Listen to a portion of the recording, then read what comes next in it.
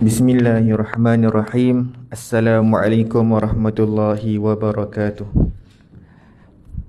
Alhamdulillahi rabbil alamin, wassalatu wassalamu ala asyrafil anbiya'i wal mursalin wa ala alihi wa sahbihi ajma'in. Subhanaka la ilma lana illa ma 'allamtana innaka antal alimul hakim.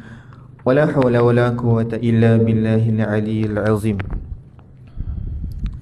Alhamdulillah, bersyukur kepada Allah Subhanahu wa taala kerana pada hari ini, pada pagi ini, pada pagi yang berkat ini, Allah takdirkan kita bertemu semula, sama ada secara fizikal maupun secara online. Buat sahabat-sahabat yang memberi salam, saya menjawab Waalaikumsalam warahmatullahi wabarakatuh. Untuk sahabat yang berada di Facebook, boleh respon andai kata suara tak jelas ataupun tak dengar. Juga sahabat di Instagram, sekiranya suara tak jelas ataupun sebagainya, boleh respon, insya-Allah.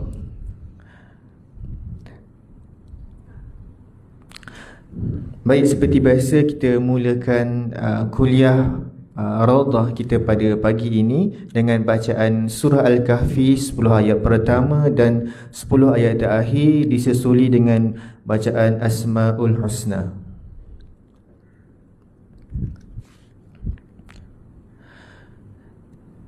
Ila hadratin Nabil Mustafa Rasulillahi sallallahu alaihi wasallam wa alihi wa ashabihi wa zurriyatihi al-kiramil Fatihah.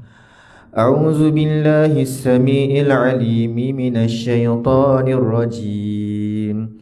Bismillahirrahmanirrahim. Alhamdulillahi rabbil alamin. Ar-Rahmanir Rahim. Maliki yaumiddin. Iyyaka na'budu wa iyyaka nasta'in. Ihdinas siratal mustaqim. Siratal ladzina an'amta 'alaihim ghairil maghdubi 'alaihim waladdallin.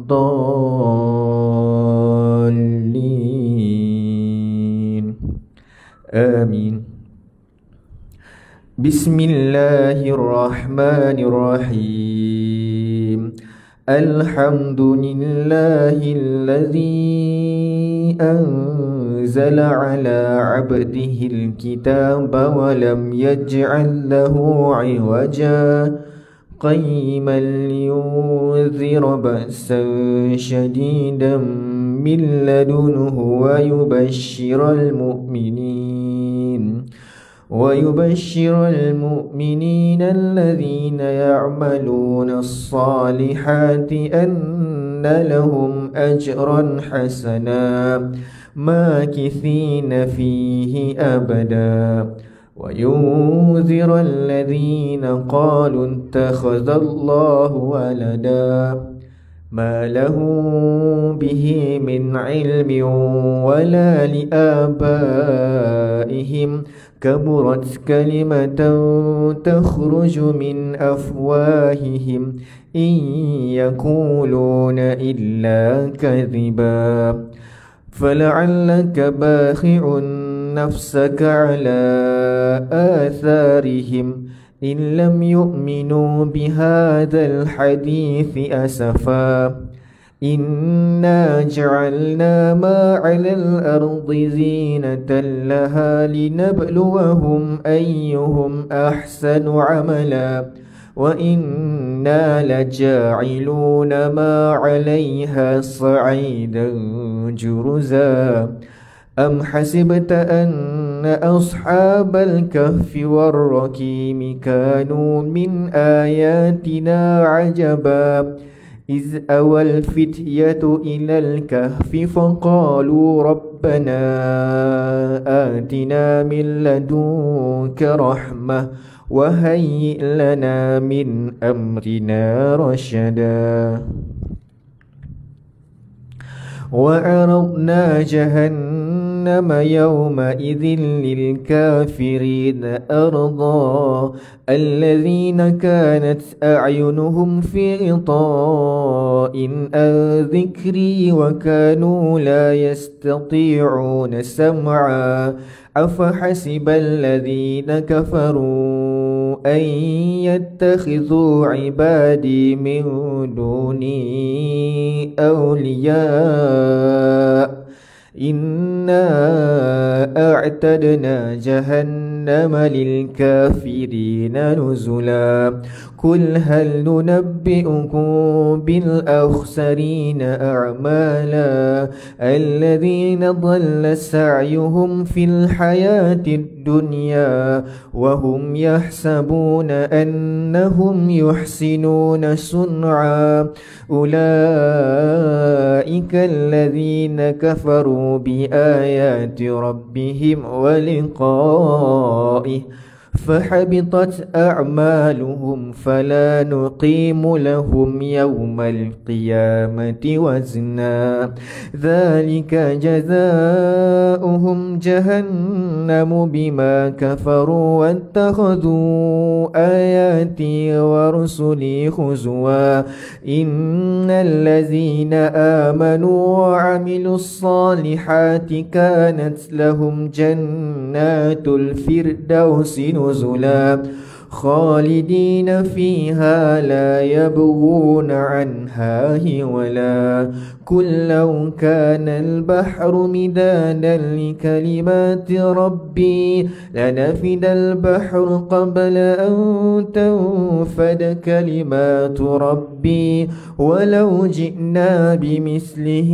مددا قل إنما أنا بشر مثلكم يوحى إلي أنما إلهكم إله واحد فمن كان يرجو لقاء ربه فليعمل عملا صالحا ولا يشرك بعبادة ربه أحدا صدق الله العظيم بسم الله الرحمن الرحيم نسألك يا من هو الله الذي لا إله إلا هو الرحمن الرحيم المالك القدوس السلام المؤمن المهيمن العزيز الجبار المتكبر الخالق البارئ المصور الغفار القهار الوهاب الرزاق الفتاح العليم القابض الباسط الخافض الرافع المعز المذل السميع البصير الحكم العدل اللطيف الخبير الحليم العظيم الغفور الشكور العلي الكبير الحفيظ المقيت الحسيب الجليل الكريم الرقيب المجيب الواسع الحكيم الودود المجيد الباعث الشهيد الحق الوكيل القوي المتين الودي الحميد المخزي المبدئ المعيد المحيي المميت الحي القيوم الواجد الماجد الواحد أحد الصمد القادر المقتدر المقدم المؤخر الأول الآخر الظاهر الباطن الوالي المتعالي البار التواب المتقي العفو رؤوف المالك الملك ذو الجلال والإكرام المقسط الجامع الغني المغني المانع الضار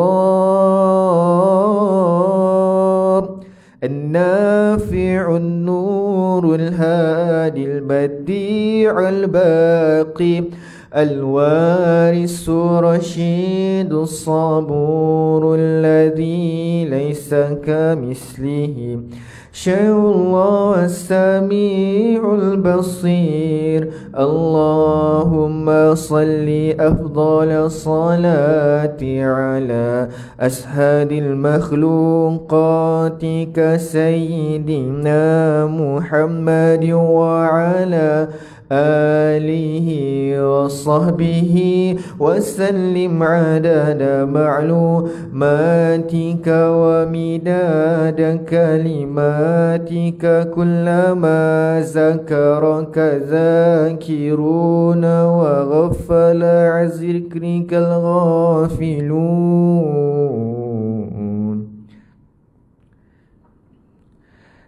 InsyaAllah seterusnya majlis mempersilakan Ustazah Husna untuk meneruskan kuliah pagi kita pada pagi ini insyaAllah. Falyatafaddal ma'jurin.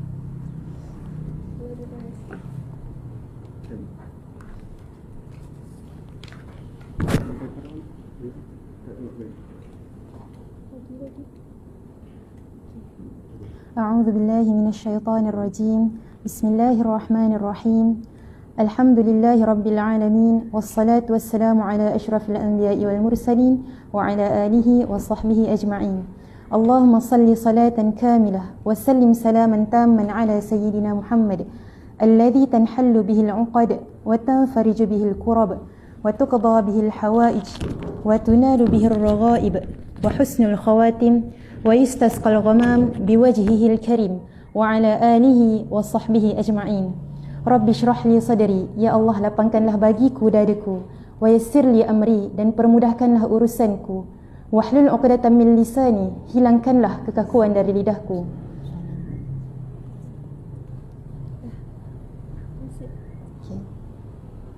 Moga-moga mereka memahami kata-kataku. Assalamualaikum warahmatullahi wabarakatuh.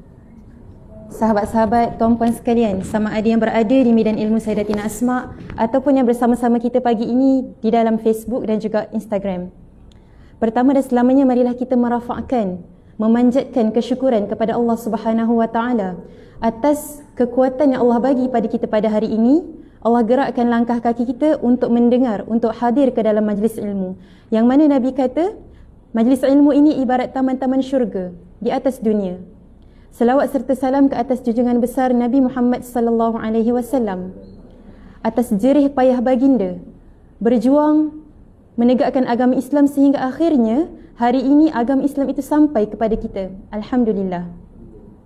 Sahabat-sahabat sekalian yang berada di medan ilmu ataupun yang berada di medan maya, hari ini kita dikejutkan ataupun memang sudah tular di mana-mana apabila negara kita dilanda musibah yang sangat besar, iaitu bencana banjir yang kita sendiri tidak menjangka ia akan berlaku sebesar ini, terutama untuk sahabat-sahabat kita yang berada di Selangor, Shah Alam, Kuala Langat, Hulu Langat dan sebagainya.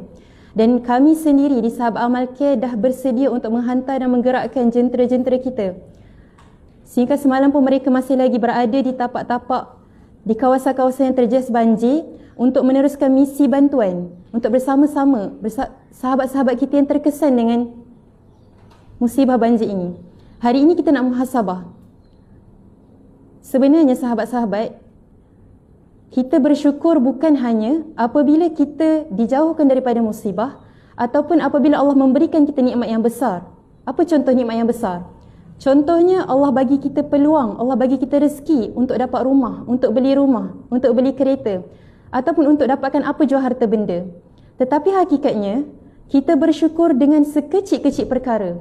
Hatta kalau kita perhatikan, hari kita bermula dengan kita bangun daripada tidur, betul Kita bangun daripada tidur, kita buat apa pertama sekali?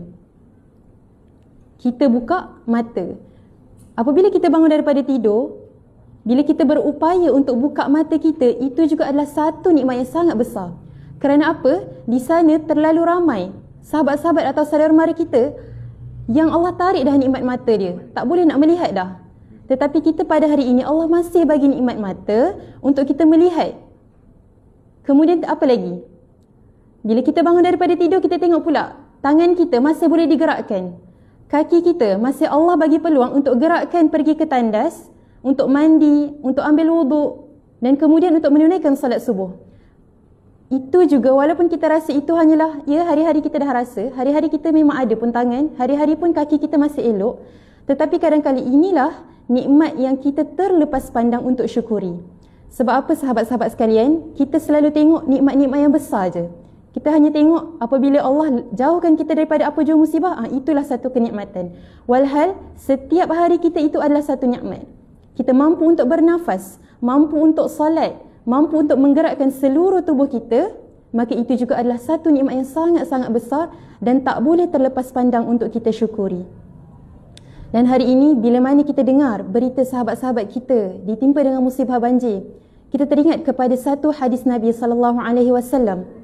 Nabi Muhammad sebutkan, "Idza ahabballahu qauman ibtalahum, faman sabara falahu sabr, wa man jazi'a falahul jaza'."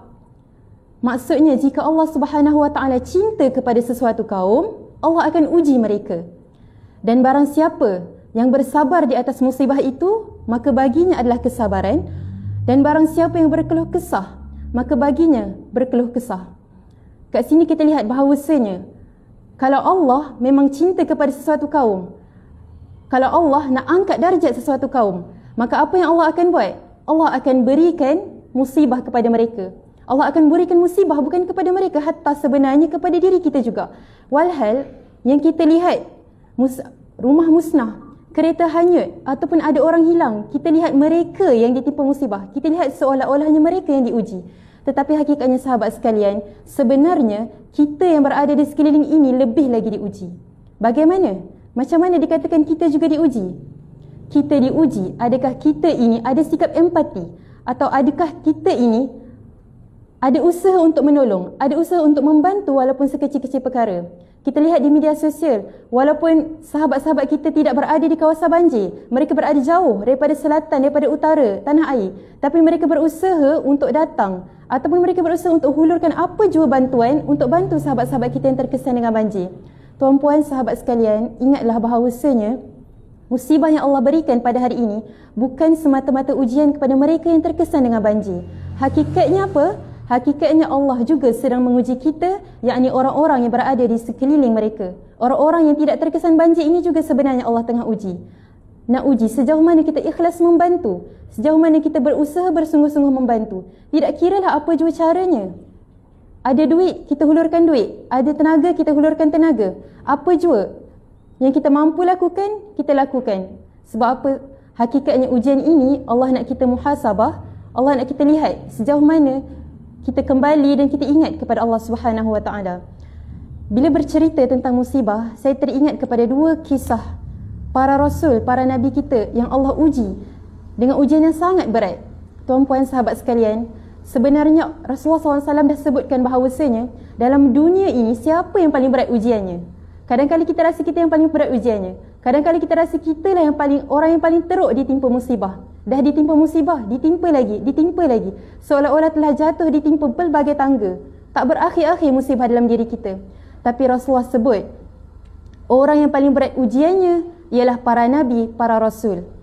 Dalam sebuah hadis sahih, Nabi Muhammad SAW ceritakan, ada seorang sahabat, yakni Sa'ad bin Abi Waqqas, dia tanya kepada Nabi, "Wahai Rasulullah, siapa manusia yang paling berat ujiannya?" Sebab nak tahu kan, dalam dunia ni kita tengok ramai orang ditimpa ujian. Tapi siapa yang paling berat ujiannya, wahai Rasulullah? Dan kemudian Rasulullah menjawab, para nabi. lalu kemudian orang soleh, kemudian orang yang paling mulia dan yang paling mulia daripada manusia. Seseorang akan diuji dengan kadar keimanannya, kadar agamanya.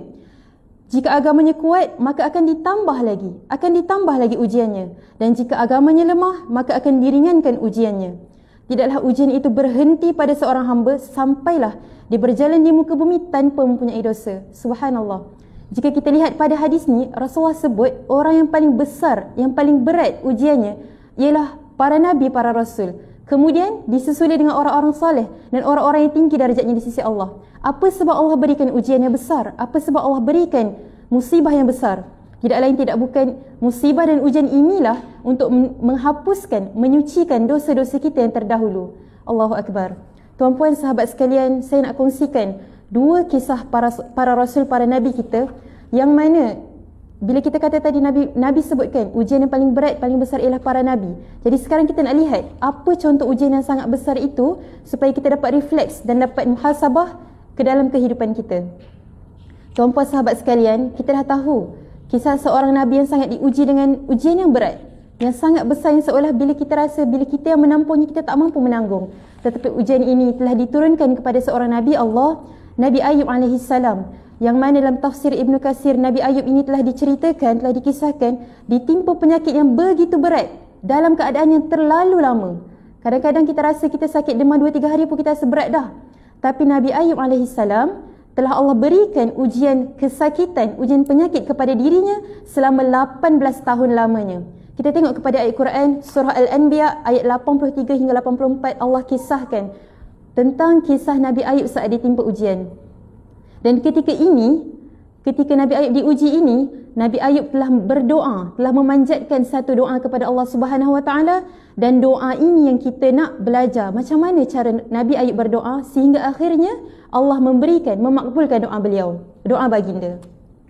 Dalam surah Al-Anbiya, Nabi Ayub AS telah berdoa kepada Allah. A'udzubillahi minasyaitonirrajim. Wa ayyuba idh nada rabbahu anni massani ad-dur wa anta arhamur rahimin fastajabna lahu fakashafna ma bihi min dur wa atainahu ahlahu wa mithlahum ma'ahum rahmatan min indina wa dhikra lil 'abidin. Dalam ayat ini Nabi Ayub sebut, Nabi Ayub berdoa. Apa yang disebutkan oleh Nabi Ayub? Nabi Ayub kata, anni massani ad-dur wa anta arhamur rahimin. Anni, sesungguhnya aku, massani ad-dur, telah ditimpa dengan penyakit yang berat. Para mufassirin telah sebutkan perkataan massania itu, walaupun dalam terjemahan disebutkan sebagai ditimpa, tetapi para mufassirin dan para asatizah kita telah sebutkan bahawa kalimah massania itu dalam bahasa Arab, dalam bahasa Melayu seolah-olah maksudnya telah disentuh. Bukan ditimpa, bukan dihempap, tetapi disentuh.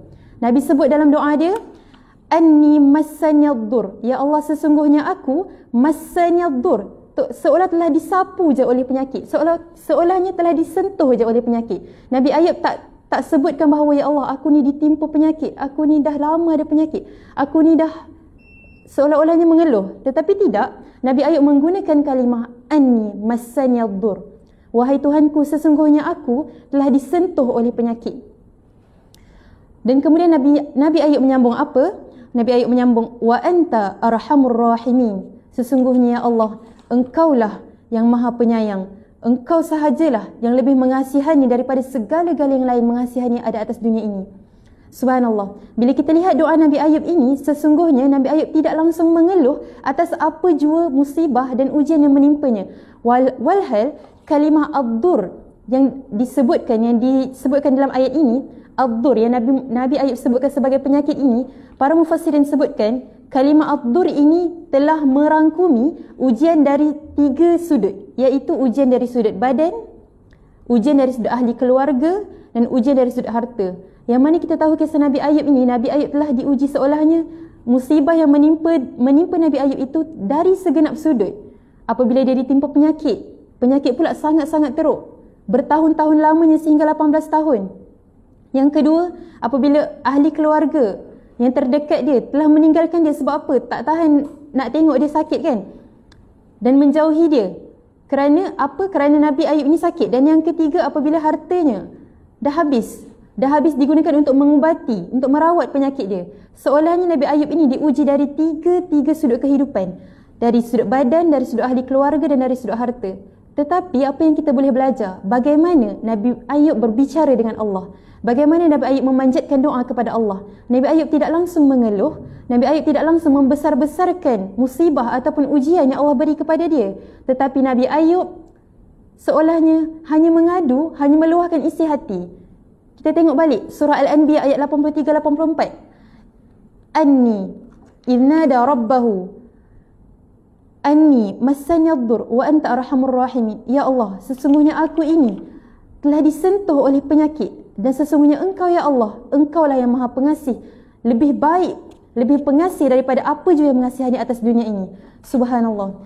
Seterusnya dalam surah Al-Anbiya ayat 84 Allah menyambung.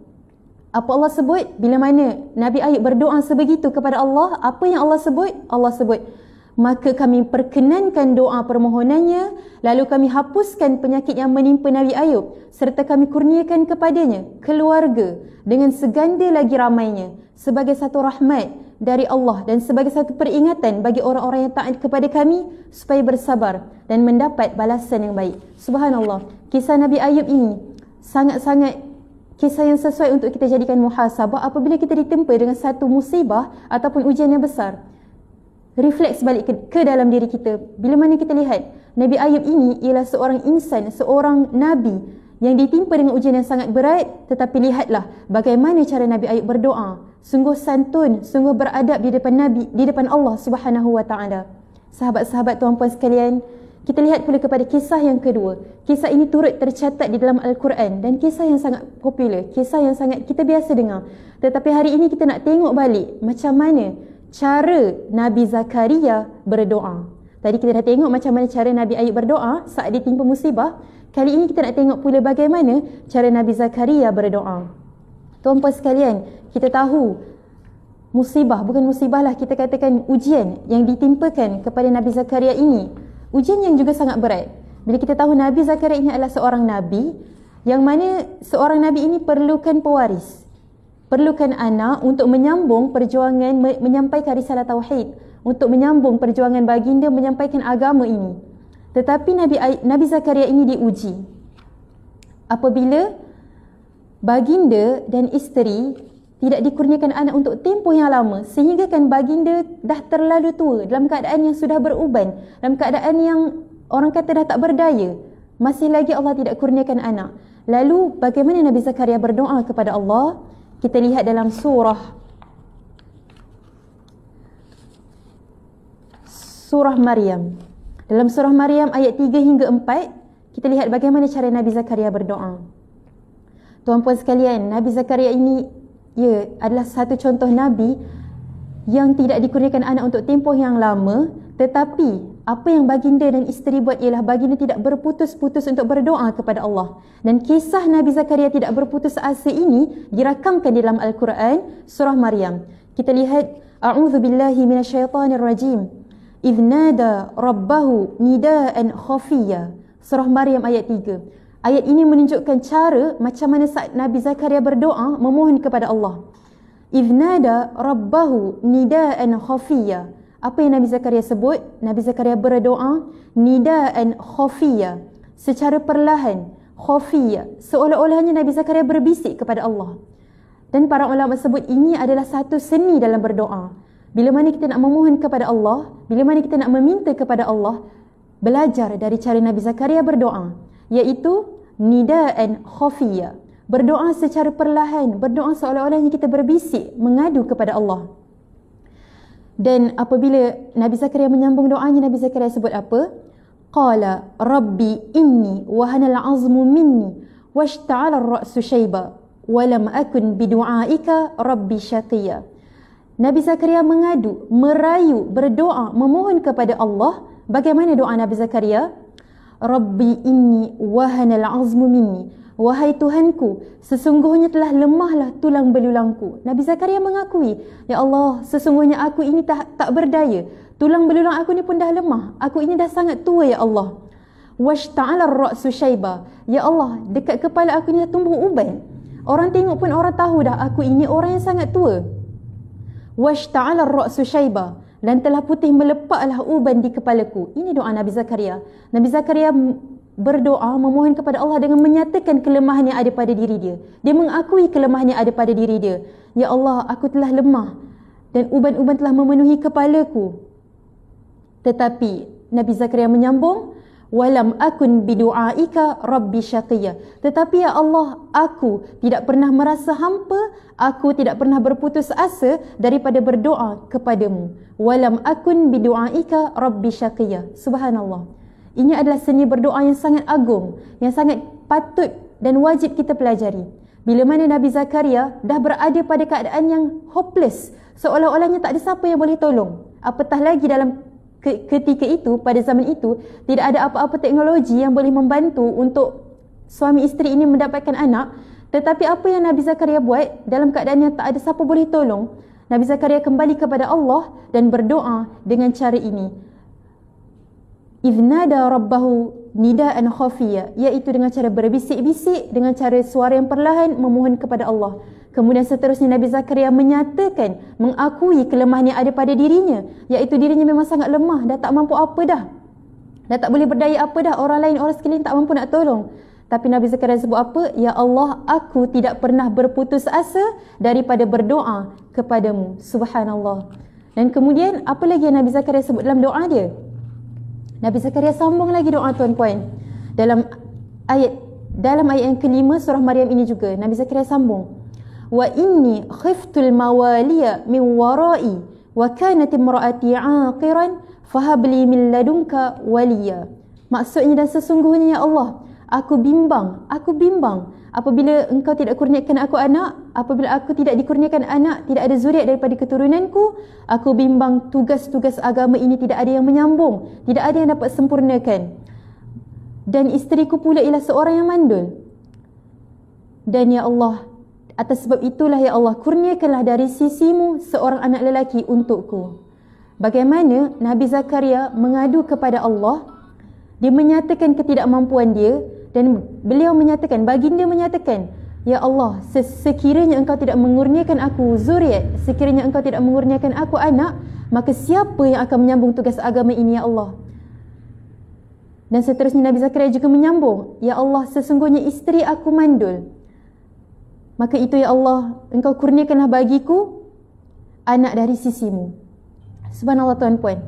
Lihat balik ayat surah Maryam ayat 3 hingga 6, ketika mana Nabi Zakaria seolah-olah tidak ada apa-apa harapan. Dirinya sendiri sudah terlalu banyak uban, menunjukkan dia seorang yang sangat tua. Kemudian tulang belulangnya juga sangat lemah. Dan ditambah lagi pula isterinya adalah seorang wanita yang mandul. Dalam keadaan seolah-olah terlalu mustahil perkara itu akan berlaku. Tetapi apa jua keadaan dalam dunia ini, tidak ada yang mustahil bagi Allah. Tidak ada yang mustahil bagi Allah. Allah sebut kun fayakun. Bila mana Allah berkehendak, maka sesuatu perkara itu akan terjadi. Walau mana semustahil apapun keadaan itu, sungguhnya ia sangat mudah bagi Allah. Tuan-puan, sahabat sekalian, belajarlah daripada dua kisah yang terkandung dalam Al-Quran. Sebab itulah ya Allah, tuan-puan, bila mana kita berada dalam keadaan yang titik terendah dalam kehidupan kita, kita berada dalam keadaan down, musibah yang sangat besar menimpa, belik dan selaklah kembali kisah-kisah Nabi di dalam Al-Quran. Dan kisah-kisah itu kita baca dengan muhasabah kembali ke dalam diri kita. Reflect kisah-kisah itu ke dalam diri kita. Bagaimana Nabi-Nabi ini berhadapan dengan situasi musibah, berhadapan dengan ujian yang sangat besar. Dan daripada situlah kita seharusnya belajar dan ambil iktibar. Kadang-kadang kita rasa kita nak ambil semangat, kita nak ambil motivasi. Kita tengok semangat-semangat yang berada di luar daripada para pakar motivasi daripada barat, pakar motivasi daripada luar negara. Tetapi kita lupa untuk lihat kembali dalam Al-Quran. Sesungguhnya dalam Al-Quran itu terlalu banyak kisah motivasi. Hanya kita sahaja yang tidak jumpa. Hanya kita sahaja yang tidak cari. Subhanallah, tuan-puan. Hari ini kita nak, apabila kita ditimpa satu musibah ataupun apa jua ujian, kembalilah kepada Al-Quran. Sesungguhnya Al-Quran ini adalah syifa. Al-Quran ini adalah penyembuh bagi apa jua keadaan yang kita alami di atas dunia ini. Subhanallah, tuan-puan, sebelum berakhir saya nak kongsikan satu doa, yang mana doa ini Rasulullah SAW ajarkan kepada Ummu Salamah.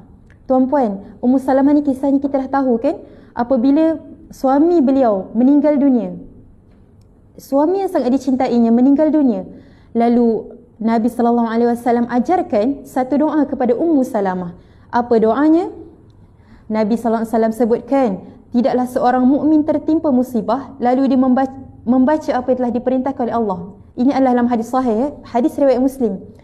Nabi Muhammad SAW sebutkan kepada Ummu Salamah, ya Allah, sebutkan kepada Ummu Salamah, apabila kamu ditimpa musibah, sebutlah inna lillahi wa inna ilaihi raji'un. Sesungguhnya kami ini adalah milik Allah dan kepada Allah juga kita akan kembali. Kemudian Rasulullah menyambung lagi. Rasulullah ajarkan satu doa yang sangat berharga kepada Ummu Salamah. Apa doanya? Allahumma ajurni fi musibati wa akhlif li khairan minha. Ya Allah, berilah kami pahala kerana musibah yang telah kau turunkan ini, dan tukarkanlah ya Allah musibah ini dengan sesuatu perkara yang lebih baik daripadanya. Subhanallah, doa ini sangat powerful. Doa ini sangat berharga kepada setiap daripada kita. Saat ditimpa musibah, amalkan doa yang Rasulullah ajarkan kepada Ummu Salamah ketika mana Allah menarik nyawa suami beliau. Suami Ummu Salamah ini, apabila suami beliau meninggal dunia, Rasulullah mengajarkan doa ini. Allahumma ajurni fi musibati wa akhlif li khairan minha. Ya Allah, berikanlah kami pahala ke atas musibah ini ya Allah. Ganjarkanlah kami pahala ke atas musibah yang Engkau berikan kepada kami, dan tukarkanlah bagi kami sesuatu yang lebih baik daripada musibah yang Engkau berikan ini. Mungkin dalam situasi banjir sekarang terlalu banyak harta benda kita musnah. Rumah, kereta, total loss tuan-puan. Ada yang hilang saudara mara, masih tak dapat dijumpai. Ada yang saudara mara ahli keluarga telah meninggal dunia pun ada, subhanallah. Tetapi doa ini, doa yang sangat berharga apabila Rasulullah mengajarkan kepada kita supaya tidak mengeluh, supaya kembali kepada Allah dengan berdoa. Allahumma ajurni fi musibati wa akhlif li khairan minha. Ya Allah, berikan ganjaran, berikan pahala atas musibah yang kau berikan, dan gantikanlah musibah ini dengan sesuatu yang lebih baik daripada yang telah hilang. Subhanallah. Satu lagi doa yang saya ingin kongsikan dengan sahabat sekalian tuan-puan. Doa yang Allah berikan, Allah ajarkan, doa yang terkandung dalam Al-Quran. Surah Al-A'raf ayat 126. Yang mana doa berbunyi, Rabbana afrigh alaina sabran wa tawaffana muslimin. Yang bermaksud, wahai Tuhan kami, ya Allah, limpahkanlah kesabaran kepada kami dan matikanlah kami dalam keadaan Islam, yakni berserah-serah sebulat-bulatnya, menyerahkan diri kami kepadamu ya Allah. Subhanallah tuan-puan, dalam keadaan kita diuji musibah yang sangat besar, kadang-kadang kita dah tak mampu nak bersabar. Kita berada pada tahap kesabaran kita ni seolah-olahnya telah hilang kerana ujian tu terlalu besar, merobek-robek seluruh jiwa. Tetapi doalah dengan doa ini, Rabbana afrigh alaina sabran wa tawaffana muslimin. Surah Al-A'raf ayat 126. Wahai Tuhan kami, limpahkanlah ya Allah, limpahkan kesabaran dan matikanlah kami dalam keadaan orang yang berserah, menyerahkan diri sebulat-bulatnya hanya kepadamu. Subhanallah tuan-puan, dalam keadaan ujian dan musibah hari ini, tidak lain tidak bukan, kita tidak ada ruang sebenarnya untuk saling menyalahkan. Kita tidak ada ruang sebenarnya untuk menuding jari kepada mana-mana pihak. Tetapi tuan-puan sekalian, ambillah peluang ini. Ambillah peluang ini untuk kita lakukan apa jua yang terdaya. Sekiranya kita ada rezeki, kita ada wang, kita hulurkan bantuan mengikut apa jua kemampuan kita. Dan sekiranya kita ini mempunyai tenaga, masih kuat untuk membantu saudara-saudara kita dan sahabat-sahabat kita yang terkesan dengan banjir, maka turunlah ke lapangan dan berilah bantuan yang termampu. Sungguh tuan-puan, sebenarnya dalam keadaan yang sangat teruk, dalam keadaan musibah yang besar ini, kita tidak ada ruang untuk saling menuding jari, untuk saling menyalahkan. Tetapi sekarang adalah masanya untuk kita saling membantu, saling berganding bahu, saling menyokong. Apa jua bantuan yang dihulurkan oleh mana-mana pihak, kita sokong. Semoga apa jua yang kita lakukan hari ini, tidak kiralah kecil ataupun besar tuan-puan, itulah yang Allah kira, itulah yang Allah nilai di akhirat kelak. Subhanallah. Hari ini kita nak sama-sama beri semangat kepada sahabat-sahabat kita, saudara-saudara kita yang berada di PPS, di Pusat Penempatan Banjir. Sahabat tuan-puan sekalian, berikan komen, tuliskan komen kata-kata semangat kepada mereka. Saya yakin ada di antara mereka yang sedang mendengar, ada di antara mereka yang sedang bersama dengan kita pagi ini tuan-puan sekalian.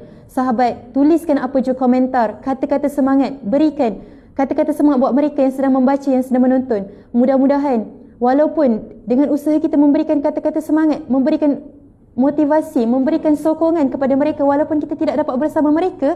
Moga itulah yang dapat membantu memberikan kekuatan kepada sahabat-sahabat kita yang terkesan dengan banjir. Subhanallah tuan-puan, pengalaman peribadi kami dalam Sahabat Amal Care tuan-puan, kami sendiri turun di ground zero, orang kata di kawasan Seri Muda Shah Alam itu, bersama membawa bot dan bersama jentera kami untuk membantu sahabat-sahabat di sana. Dan kami sendiri, saya sendiri berpengalaman untuk handle bahagian WhatsApp, yang mana talian hotline kami ini adalah kami sebarkan kepada para mangsa banjir yang memerlukan bantuan. Dan sehingga jam 2 pagi kami menerima call WhatsApp yang tidak henti-henti daripada sahabat kami, sahabat-sahabat kita daripada Seri Muda Shah Alam. Mereka call, mereka hantar voice note, mereka hantar video, mereka hantar, sehingga kan bila kami play, kami tak sanggup nak play. Sebab apa? Sebab suara-suara orang menjerit meminta tolong. Ketika itu hari Ahad malam. Waktu itu kami, ya Allah subhanallah, kami sendiri dalam usaha waktu itu masih on the way ke sana, dan kami masih menerima WhatsApp dan call daripada sahabat-sahabat kita yang sedang bertahan di atas bumbung rumah mereka. Ada yang mengadu sahabat-sahabat saudara mereka, abang hilang, adik hilang, ibu bapa tak dijumpai. Ada yang mengadu dah 2 hari tidak makan. Ada yang mengadu anak mereka, bayi dah lama tak menyusu. Dan kami tak sanggup nak berhadapan dengan keadaan itu kerana ianya terlalu teramat-amat sedih. Dan mereka menghantar voice note, menghantar video, dan kami perlu menyaring satu persatu maklumat yang diberikan untuk tim Sahabat Amal Care pergi ke sana untuk menyalurkan bantuan. Subhanallah tuan-puan, apabila berada di lapangan dan kita bersama dalam misi yang menggerakkan misi bantuan banjir ini, kita dapat lihat subhanallah terlalu besar ujian yang Allah berikan kepada mereka. Kadang-kala kita sendiri, kita yang melihat seolah rasa terduduk, kita yang melihat terasa terduduk, apatah lagi mereka yang benar-benar berdepan dengan situasi ini. Subhanallah tuan-puan, inilah masanya untuk kita sama-sama berdoa, memanjatkan doa kepada sahabat-sahabat kita yang berada di sana. Semoga kita semua hakikatnya yang sedang diuji ini, Allah berikan kekuatan, Allah berikan kesabaran untuk menempuhi apa jua dugaan yang Allah berikan. Kita tidak tahu lepas ini apa lagi ujian yang Allah nak beri, kita tak tahu. Tapi tuan-puan, inilah saatnya untuk kita saling membantu, saling menyokong, saling mendoakan. Mudah-mudahan Allah Subhanahu Wa Taala berikan, limpahkan kesabaran buat kita semua. Subhanallah tuan-puan, kita akhiri dengan doa. Mari sama-sama kita panjatkan doa, semoga Allah Subhanahu Wa Taala memberikan kekuatan, memberikan pertolongan, memberikan bantuan kepada diri kita dan juga kepada sahabat-sahabat kita yang ditimpa dengan musibah banjir. Al-Fatihah. A'udzu billahi minasyaitonir rajim. Bismillahirrahmanirrahim. Alhamdulillahirabbil alamin, wassalatu wassalamu ala asyrafil anbiya'i wal mursalin wa ala alihi wa sahbihi ajma'in. Alhamdulillah.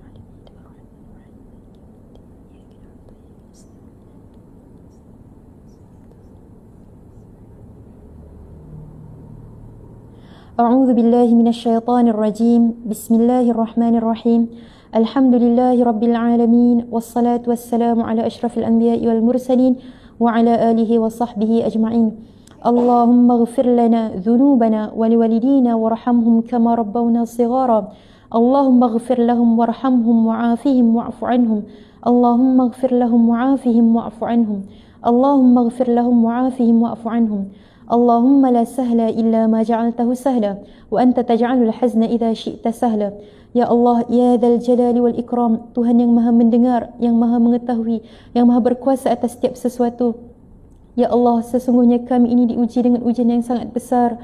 Ya Allah, kami ini diuji dengan musibah banjir yang sangat besar. Ya Allah, limpahkanlah, turunkanlah, berikanlah rahmat dan kesabaran atas jiwa kami, atas diri kami, agar kami tetap sabar, agar kami tetap bergantung harap kepadamu. Ya Allah, ya Allah, sahabat-sahabat kami sedang diuji dengan berat. Sahabat-sahabat kami kehilangan harta benda. Ya Allah, sahabat-sahabat kami diuji dengan kehilangan ahli keluarga. Ya Allah, sahabat-sahabat kami diuji dengan kelaparan. Ya Allah, berikanlah kekuatan, berikanlah bantuan, berikanlah pertolonganmu buat mereka. Ya Allah, sesungguhnya kami benar-benar mohon harap, kami benar-benar bergantung, kami benar-benar mengadu kepadamu. Ya Allah, ya Allah, Ya Dzal Jalali wal Ikram, atas setiap musibah yang berlaku ini. Ya Allah, bersihkanlah, sucikanlah, hapuskanlah dosa-dosa yang berada dalam diri dan jiwa kami ini. Ya Allah, sesungguhnya kami mengaku, Ya Allah, kami ini hamba yang penuh dengan dosa. Kami mengaku, Ya Allah, kami ini hamba yang penuh dengan salah dan silap.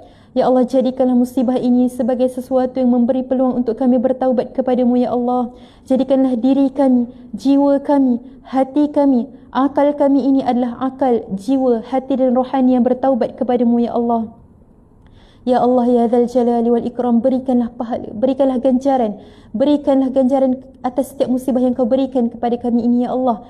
Gantikanlah apa jua yang hilang atas musibah kami ini dengan gantian yang lebih baik ya Allah. Sesungguhnya Engkau yang maha mendengar, maha berkuasa, maha mengetahui atas setiap sesuatu. Ya Allah, ya Dzal Jalali wal Ikram, permudahkanlah urusan para sahabat kami yang terlibat dalam misi banjir. Berikanlah kekuatan buat mereka terus bertungkus lumus, bersungguh-sungguh membantu para mangsa yang terkesan dengan musibah banjir ini ya Allah. Ya Allah, kurniakanlah ganjaran yang besar buat sahabat-sahabat kami yang berusaha bersungguh-sungguh memberikan bantuan atas apa jua bantuan ya Allah, sedikit ataupun besar ya Allah. Gantikanlah dengan ganjaran yang lebih baik dari sisimu ya Allah. Ya Allah, ya Dzal Jalali wal Ikram, jadikanlah apa jua musibah yang menimpa ini ya Allah sebagai jalan untuk kami kembali mengingatimu ya Allah. Sesungguhnya kami ini lalai, kami ini lemah, kami ini hamba yang penuh dengan kemungkaran. Jadikanlah kami orang-orang yang sentiasa bertaubat dan membawa hati kami ini menuju kepadamu ya Allah. Allahumma ajurna fi musibatina wa akhlif lana khairan minha. Allahumma la sahla illa ma ja'altahu sahla wa anta taj'alul hazna idza syi'ta sahla. Rabbana atina fid dunya hasanah wa fil akhirati hasanatan wa qina adzaban nar. Hasbunallahu wa ni'mal wakil, ni'mal maula wa ni'man nasir. Wa sallallahu ala sayyidina Muhammad wa ala alihi wa sahbihi wasallam. Walhamdulillahi rabbil alamin. Subhanallah, alhamdulillah, Allahu akbar. Kita tangguh majlis dengan tasbih kafarah dan surah Al-Asr.